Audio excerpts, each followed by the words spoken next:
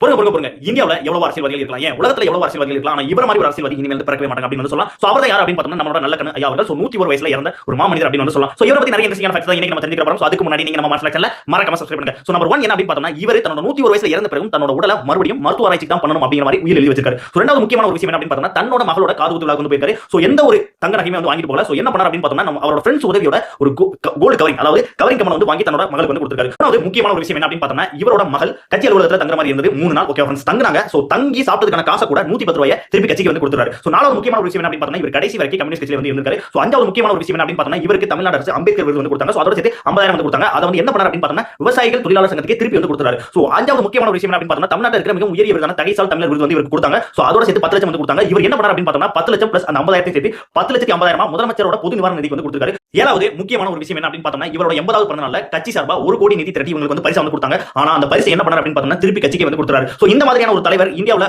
உலகத்துல இருப்பார் அப்படிங்கிற கேள்வி நம்மள நிறைய பேருக்கு இருக்கலாம். பட் இப்பவும் இருந்து இவர் வந்து இப்பதான் ரீசெண்டா வந்து இறந்திருக்காரு. சோ இவரை பத்தி இன்ட்ரெஸ்டிங்கான ஃபேக்ட்ஸ் உங்களுக்கு பிடிச்சிருந்தது அப்படின்னா கண்டிப்பா உங்க ஃப்ரெண்ட்ஸ் வந்து ஷேர் பண்ணுங்க. சோ மறக்காம நம்ம மார்ஷல் சேனலை சப்ஸ்கிரைப் பண்ணுங்க. தேங்க்ஸ் ஃபார் வாட்சிங். Good bye.